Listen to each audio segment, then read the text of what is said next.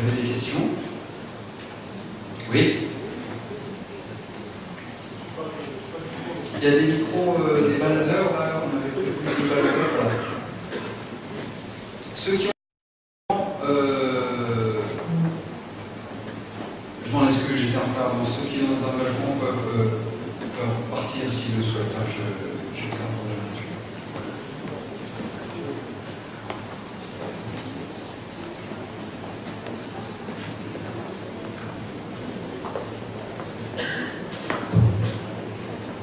Oui, donc bonsoir. Merci beaucoup pour cette présentation très intéressante et très enrichissante. Je voulais profiter de l'occasion également pour remercier Frédéric Saint-Denis et son maire GPRnet. La question que j'avais, c'est que vous avez parlé des relations de cause à effet. Nous sommes le produit de nos actions. Je sais pas, je suis en voiture, je me fais éventuellement faucher par une autre voiture. Bon, je conçois que c'est une action humaine. Il peut y avoir une relation de cause à effet, on va dire très, très lointaine, mais j'admets. Par contre, comment dire, je ne sais pas, je suis à un endroit, il y a un tremblement de terre, il n'y a pas d'action humaine. Donc là, il n'y a pas de relation de cause à effet. Donc, ma question derrière, c'est la part de hasard d'enlever dans le tas. Est-ce qu'il admet qu'il y a du hasard ou pas? Voilà. Merci.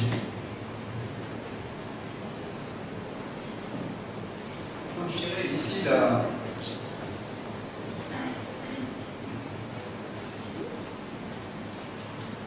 deux niveaux de réponse à cette question.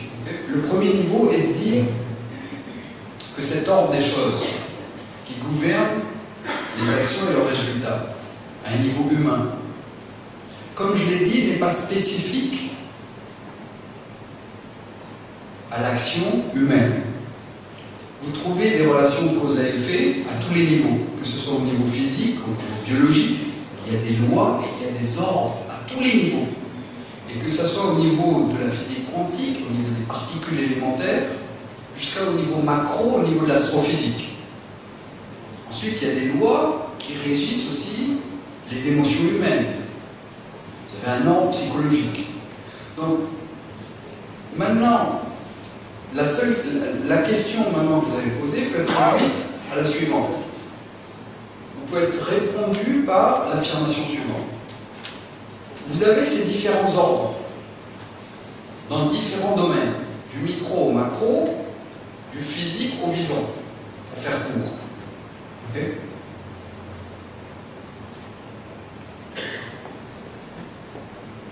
Maintenant, il est aisé de concevoir qu'il y a un grand ordre qui articule tous ces différents ordres.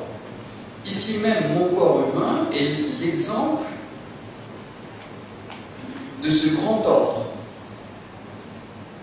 Le corps humain, il y a du micro, il y a des particules élémentaires avec certaines lois, il y a des atomes et des molécules, il y a un ordre chimique, il y a un ordre physiologique qui fait que j'ai peut-être une sensation de faim qui commence à poindre.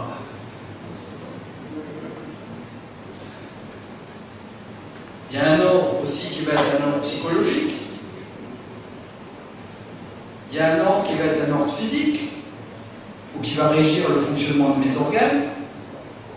Il y a un ordre qui va être un ordre neurobiologique, qui va définir la manière dont je suis en train de réfléchir à votre question, d'essayer d'y répondre. La manière dont vous-même actuellement êtes en train d'analyser et de comprendre ces mots. Il y a aussi un ordre épistémologique ici, qui régit la manière dont vous allez apprendre et organiser votre connaissance. Donc vous voyez qu'ici même, ma présence même actuellement, en ce bloc, je dirais, unique, fait qu'il y a une articulation de plusieurs sous-ordres à l'intérieur d'un grand ordre. Donc, c'est pas uniquement, donc, pour répondre à votre question, ça c'est le premier niveau. Cet ordre du karma n'englobe pas uniquement de l'humain. On peut imaginer qu'il y a une interaction avec du physique, etc. Mais le problème, c'est que ces lois nous échappent. On ne les connaît pas. D'accord? On ne les connaît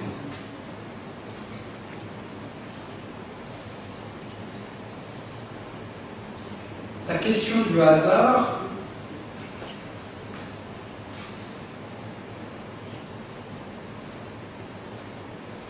est-ce que vous connaissez un peu le jazz ou la musique indienne? Oui. Non, le jazz et la musique indienne reposent sur un principe identique, qui est qu'à l'intérieur d'une certaine structure, certains cadres harmoniques, les musiciens ont cette capacité, contrairement à la musique classique, où tout est écrit à l'avance. Jazz et musique indienne, rien n'est écrit à l'avance. On a un cadre, une succession d'accords, ou bien dans la musique indienne, un raga, qui est une succession de notes ascendantes et descendantes. Donc voici le cadre qui est posé pour les musiciens. À l'intérieur de ce cadre, qu'est-ce qui se passe? Il y a une interaction.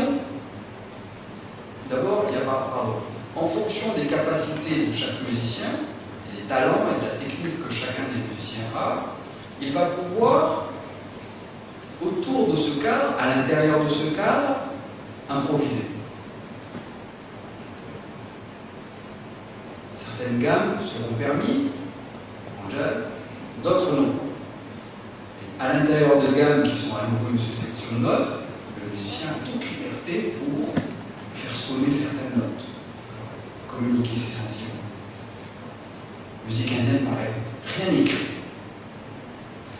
Donc à l'intérieur d'un cadre, on peut imaginer qu'il y a des espaces de liberté qui sont permis et des espaces de créativité. C'est là le champ de la créativité et de l'action humaine. Tout cet ordre repose sur une chose qui est que je ne suis pas un jouet mécanique tiré par des ficelles. Je m'inscris dans un cadre avec certaines lois, mais j'ai une liberté extraordinaire de voir, d'interagir avec son truc, d'interagir avec les autres. D'accord? Oui?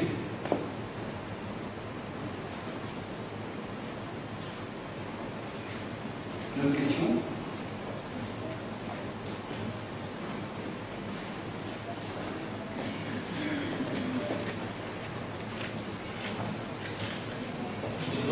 Merci pour votre intervention, particulièrement intéressante. Merci. Et très riche. Je voudrais savoir une question sur la notion d'agir et celle de non-agir. C'est-à-dire un peu le parallèle entre cette tradition du Veda et celle du Tao. Merci. Ok.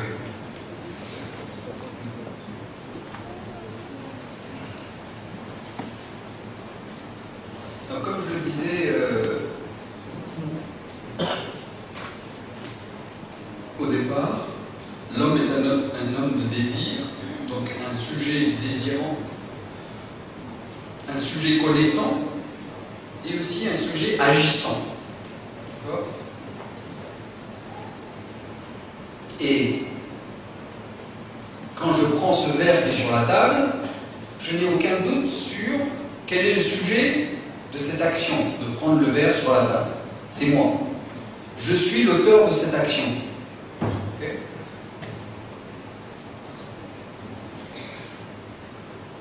Maintenant, cela repose, donc c'est quelque chose qui régit nos interactions et notre vie à cette échelle, dans cet ordre des choses, avec ces lois. Et c'est une certaine réalité. Maintenant, on va questionner cette réalité. Et on va dire, est-ce que vraiment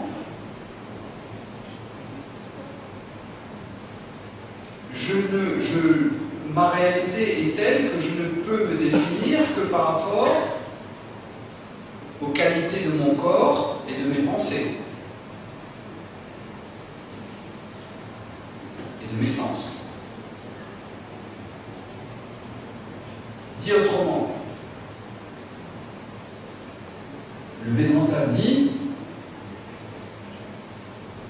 que la source de mon insatisfaction, la source de mon erreur, c'est que je prends les qualités de mon corps et de mes pensées comme étant les miennes.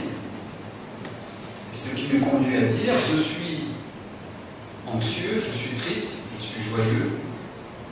Je suis un ingénieur, je suis un docteur, ce sont des qualités de mon mental, des pensées. Je suis brillant. Je suis doué en langue. J'ai une excellente mémoire. Autant de qualités qui appartiennent à quoi? Au domaine des pensées.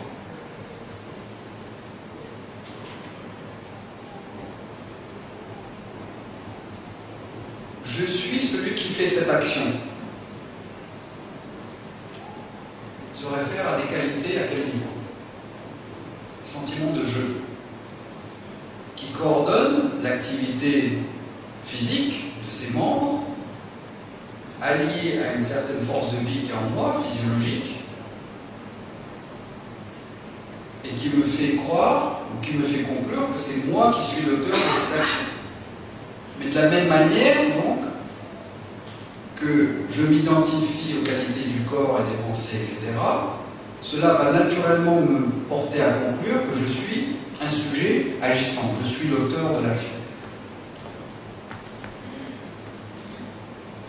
Le Vedanta dit, c'est vrai à un niveau, mais en réalité, tu n'es pas un sujet agissant, tu n'es pas un sujet connaissant, tu n'es pas un sujet désirant, parce que l'ensemble de ces dénominations appartiennent à quelque chose qui n'est pas toi.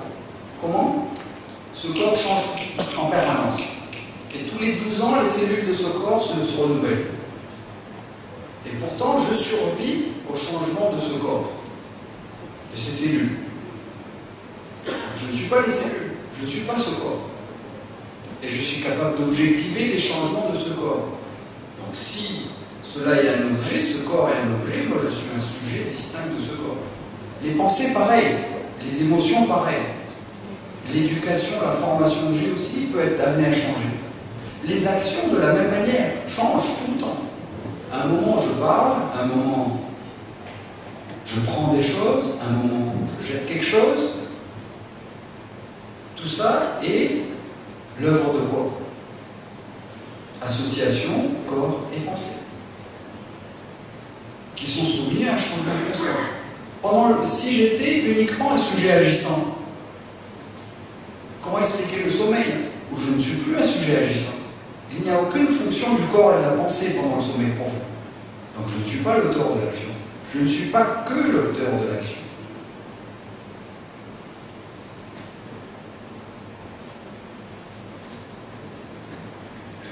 Alors,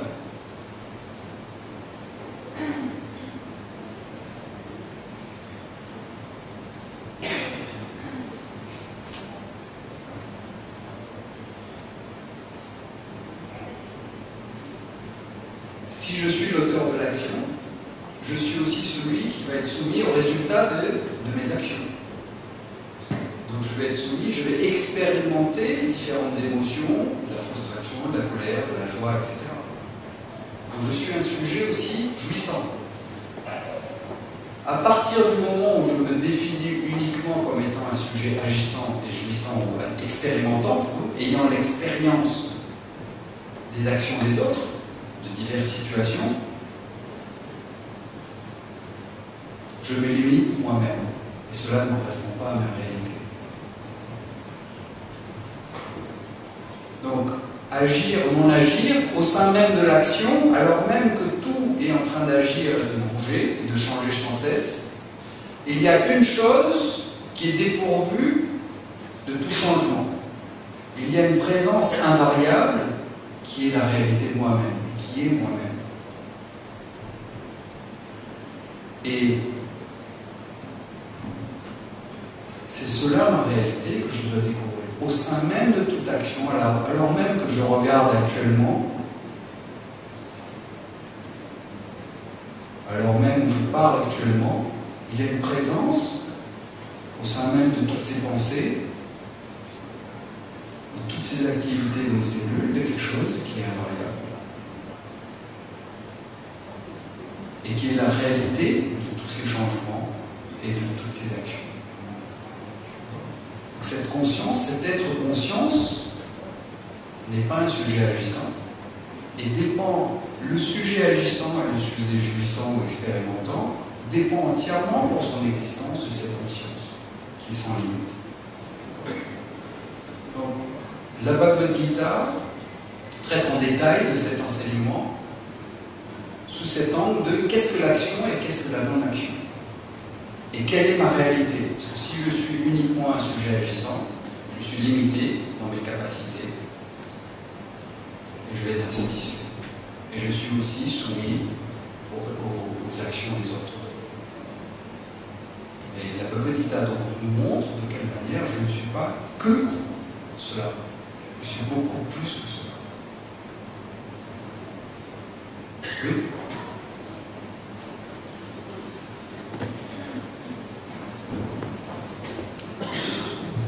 Une question qui me taraude un peu, à savoir désir, action, résultat souvent décevant, entraîne, vous avez dit, frustration, déception. Mais ça va même au-delà. Ce qui découle souvent, c'est la dévaluation de la personne par elle-même et la culpabilisation. Alors, comment gérer cet état de choses?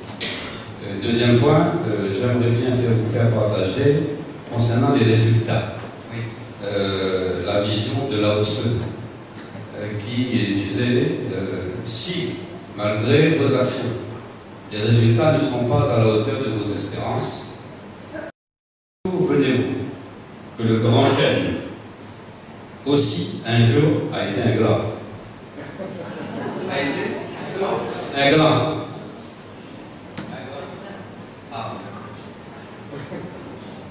Mais ça ne résout pas le problème, je dirais. Parce que je peux être grand, mais je resterai toujours à l'échelle d'un individu, d'accord? Je peux grandir dans ma... Et la seule moyen que j'aurais de me défaire, je vais répondre aussi à la première question en même temps. Si je me définis comme étant un sujet agissant, un sujet qui fait l'expérience des actions des autres, vous avez raison, je serai inévitablement soumis à deux choses. Un sentiment de culpabilité ou de remords. Pourquoi est-ce que j'ai fait ça? Si je me définis comme étant un sujet agissant, pourquoi est-ce que j'ai fait ça? Pourquoi est-ce que je n'ai pas fait ça? Pourquoi est-ce que je me suis conduit de cette manière? Pourquoi n'ai-je pas fait cette action plus tôt? Si je me définis en tant que sujet agissant, je serai l'objet de sentiments de culpabilité et de remords. Si je me définis comme un sujet qui fait l'expérience des actions des autres, parce que non seulement je suis un acteur, mais je suis aussi celui qui fait l'expérience des actions des autres. Un sujet expérimentant en jouissant. Dans ce cas-là, je ne peux échapper à quoi? À la blessure. Pourquoi est-ce que l'autre s'est conduit ainsi envers moi? Pourquoi ne s'est-il pas conduit comme ça? Blessure. Donc on rentre dans la question du monsieur. Cette partie, cet individu, même s'il est éveillé à certaines réalités de l'existence, qu'il y a un ordre des choses, etc. Cela continue, je dirais, ça agrandit certes son cadre de compréhension et de connaissance, et lui a donné une certaine liberté. Mais il reste quand même défini par quoi? Par cette hypothèse de base qu'il n'est qu'un individu limité, confiné dans ce corps, ayant des pensées, et étant donc un sujet agissant et un sujet qui fait l'expérience des choses. Tant que je reste dans ce cadre et que je vais définir de cette manière, il n'y a pas de solution à mon problème. Parce qu'un être limité, un être agissant, un être qui fait l'expérience des choses, restera limité et sera en but à la culpabilité, au remords, à la blessure. Il aura certes des moments de joie, il fera des découvertes, il grandira en tant qu'être humain, mais sa vision de lui-même sera toujours à l'intérieur de ce cadre. Cassons le cadre, et c'est ce que fait Vedanta. Examinons d'abord les conclusions, ces conclusions, si elles sont tenables logiquement ou non. Si elles sont tenables, ok. Et à ce moment-là, je dois accepter que je ne suis que cela et qu'il n'y a pas de solution à mon problème ou à mon désir de me libérer de mon sentiment d'insatisfaction et de limitation. Mais si ces conclusions à l'examen de la logique avec cette méthodologie de Vedanta s'avèrent n'être pas tout à fait justes, à ce moment-là, quel est le cadre? Quel est le nouveau cadre qui va me servir de champ pour exprimer ma vie en tant qu'être humain? Très bonne question, merci. Oui.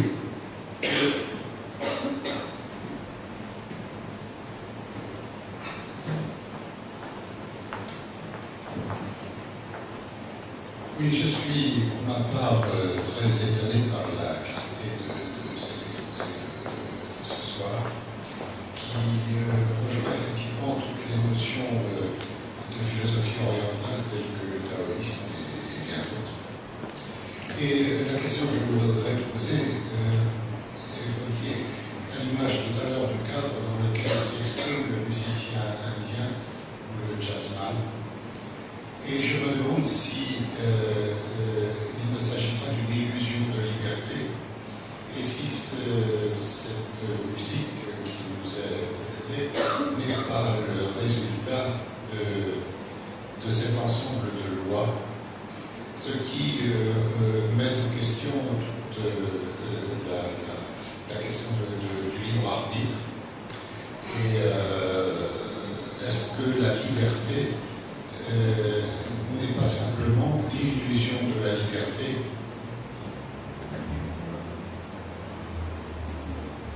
Possible, mais c'est possible. Mais au moment même où je fais un choix, je ne sais pas si ce choix est un choix qui est fait sous contrainte ou qui est déterminé, ou c'est un choix libre. Ça, c'est la première chose. Et la deuxième chose, c'est que je suis amené à faire des choix en permanence, à prendre des décisions et à agir en permanence. Donc, ok, peut-être. Mais j'ai aucun moyen de le faire. Et donc, ce qui reste la base de mon activité, la base de mon expression dans le monde en tant qu'être humain, c'est quand même, si vous voulez, un semblant de liberté, mais cette capacité à faire des choix et des décisions. Je le fais.